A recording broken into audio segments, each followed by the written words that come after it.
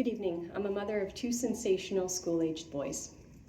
Public schools rest on social contract. Parents entrust their children for education, not moral experimentation, political activism, or exposure to material that erodes childhood innocence. That trust is broken. Parents have raised alarms about highly sexualized content in school libraries and classrooms, while age-appropriate, culturally significant books are quietly culled. This reveals a deeper crisis, a politicized, opaque book governance process lacking true accountability. Under the Ontario Education Act, Section 8, school boards bear sole responsibility for selecting and evaluating supplementary resources, including library materials, with effective processes required. Yet this legislation has allowed boards to hide behind, "We're just following ministry guidelines," while the ministry sends us back to the boards, leaving those who fund the boards with no accountability.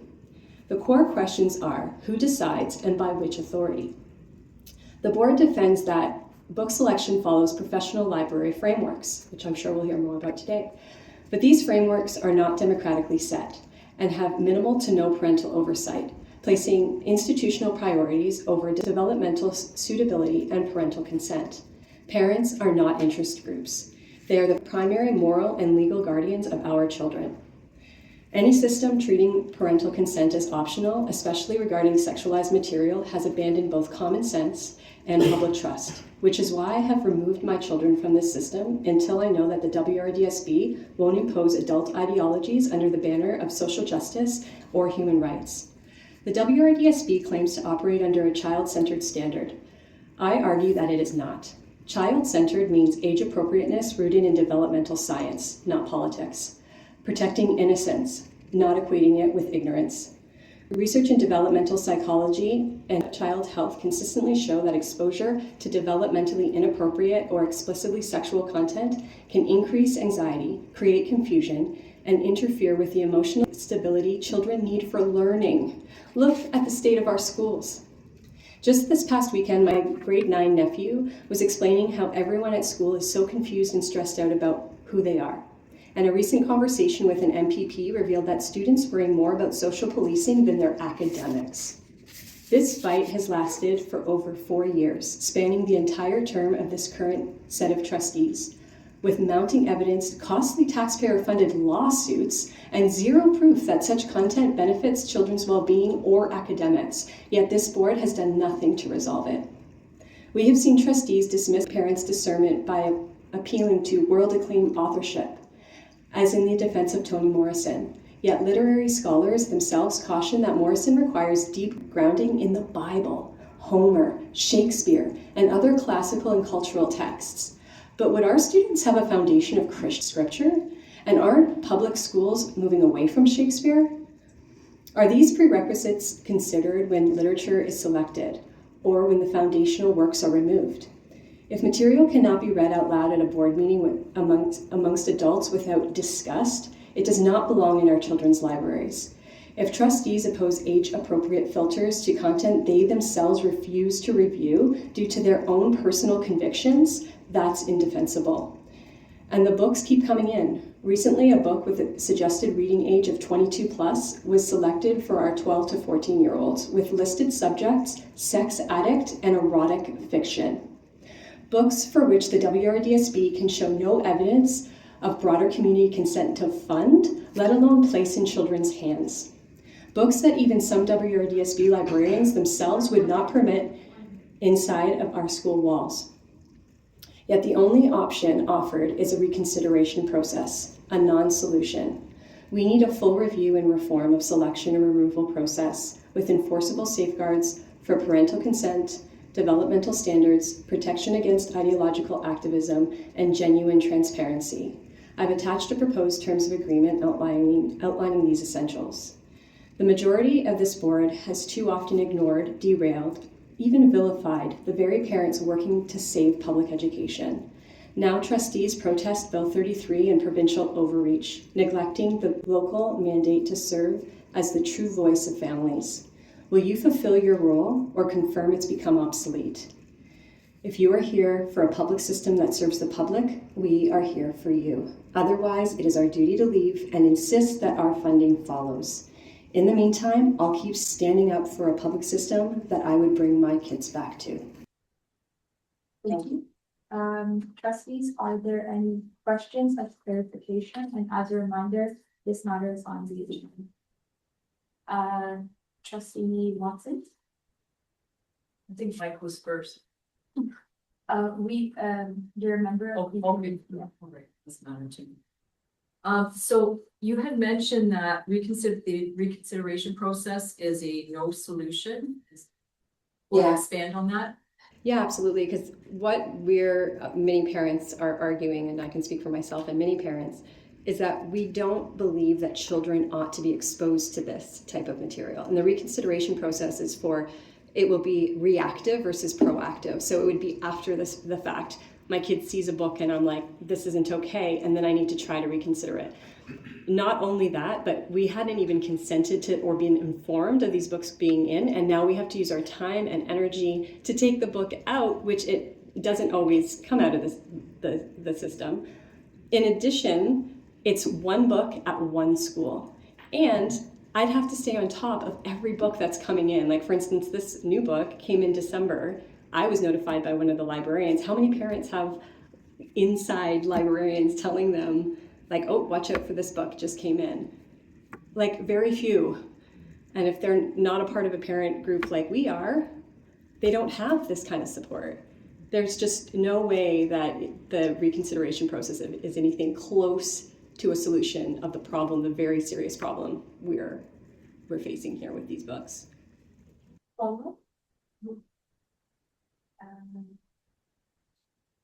Student trustee Core, and then trustee. Oh, no, Max.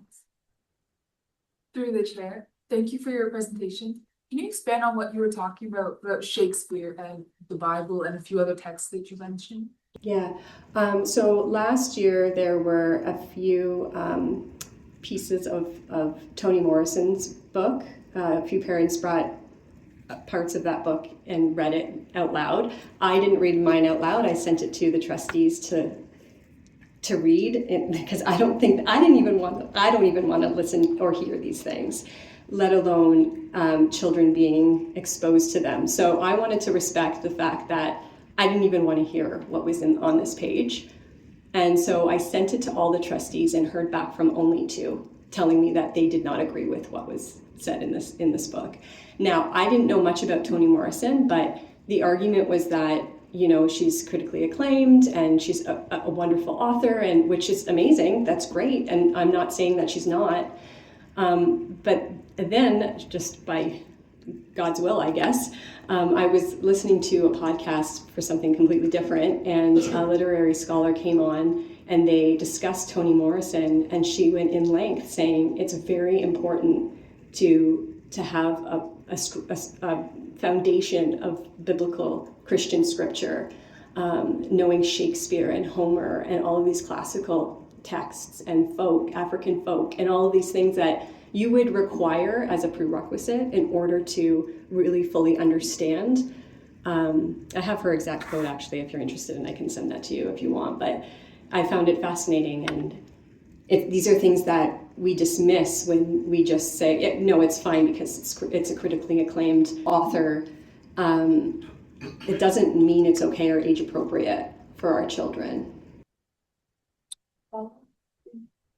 Yeah, I just want to say, I think we do study Shakespeare. It is a unit in our English classes. I know I took it last year, and I know like all the people I know in English, like we do study Shakespeare, and like obviously some classical books we've talked about, but that's all I have to say. Yeah, thank you. For a clarification there, so that I'm not misspeaking, we have had parents tell us that they do not have Shakespeare in their classes anymore. So it is class by class, and that's how the curriculum is very, the teachers get to decide how they want to teach the curriculum. So they get to pick which books they're going to use to teach that. And so Shakespeare is something we're moving away from, and it's even the books that are being called at some school boards. Just so you know that, yeah. Trustee Watson?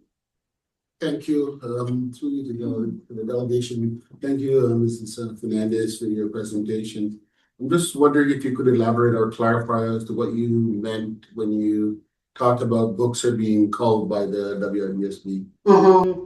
Yeah, so I mean, we know of the Dr. Seuss books, and I think that was around the Carolyn Brzozowski case. which was the question that was kind of, what's coming in, what's coming out, what is the criteria, and we still haven't really received that. And then more recently, again, we've been told that the libraries have culled books specifically mostly about race. And so if it's to do with history or Black history, if the author is not Black, then those books are being culled. And I have exact examples, actually, because I was thinking I might be asked that, if you would like them.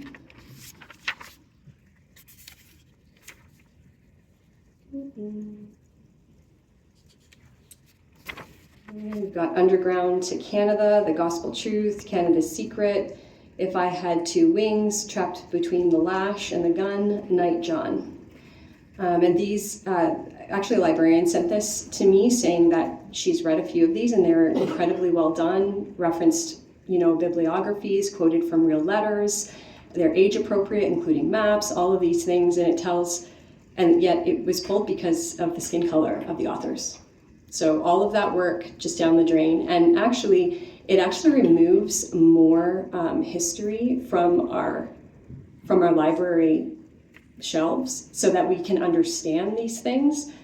Like there's less to read about it because they're culling anything that's not authored by a Black individual.